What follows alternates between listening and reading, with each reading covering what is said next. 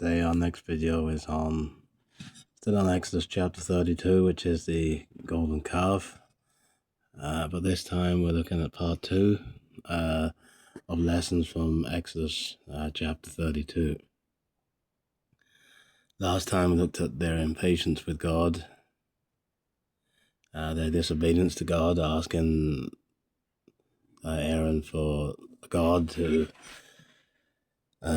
lead them, make us gods, or go before them, and also looked at the vulnerability of Aaron.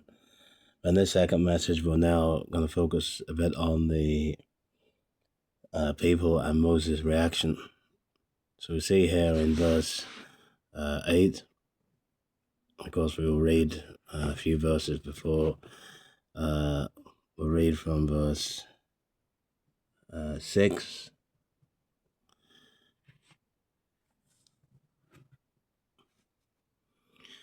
So the next day they rose up early and offered burnt offerings and brought peace offerings, and the people sat down to eat and drink and rose up to play. It's almost like a great party. Then the Lord spoke to Moses, "Go down at once, for your people," notice how God describes them, "whom you brought out of the land of Egypt, have corrupted themselves," in italic. "They have quickly turned aside from the way which I commanded them. They have made for themselves a molten calf, and have worshipped it and sacrificed to it, and said, 'This is your God, O Israel, who brought you up from the land of Egypt.'" And again, we noticed last time how we commented on how this is quite incredible when we think that God brought them through the Red Sea. He provided the manna, water from the rock, and so on, and yet this is how they turned. Verse 9, "The Lord said to Moses, I have seen this people, and behold, they are an obstinate people. Now then, let me alone, that my anger may burn against them, I may destroy them, and I will make of you a great nation." And then, of course, one of the outstanding things of Moses' life is that his intercession and prayer for God's people. Then Moses entreated the Lord his God and said, "O Lord, why does your anger burn against your people, whom you have brought out from the land of Egypt with great power and with a mighty hand? Why should the Egyptians speak, saying, with evil intent he brought them out to kill them in the mountain and to destroy them from the face of the earth? Turn from your burning anger and change your mind about doing harm to your people. Remember Abraham, Isaac, and Israel, your servants, to whom you swore by yourself and said to them, I will multiply your descendants as the stars of the heavens, and all this land of which I have spoken I will give to your descendants, and they shall inherit it forever." So the Lord changed his mind about the harm which he said he would do to his people. There are three things I want to pick out. Firstly, the vulnerability of the people. Notice that God noticed what they said and also what they did. God spoke, verse 7, said they have made themselves a molten calf, they worshipped it and sacrificed to it, and they said, "This is your God, O Israel." Here we see how quickly they had disobeyed God. Verse 8, they had quickly turned aside from the way which I commanded them. I remember when Paul wrote to Galatians chapter 1, verse 6, he was shocked that the Galatians so quickly deserted him who had called them by the grace of Christ. The Galatians were destined to another gospel which relied upon the law.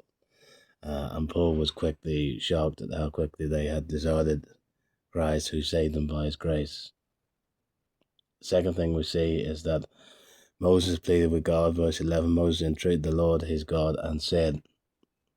Moses was unselfish in his prayer, and he wanted the best for what they acknowledged as, or God acknowledged as, a stiff-necked or obstinate people, which is how they were described by God in verse 9. Here we see Moses pleads with God, and that is a characteristic of everyone that has been used by God, must plead with God. Nehemiah chapter 1, when he heard the walls were broken down and the gates were destroyed, it says he sat down, he wept, and he mourned, and he prayed to the God of heaven. And Daniel chapter 9 is another example of a godly person pleading with God, "O Lord, hear, O Lord, forgive."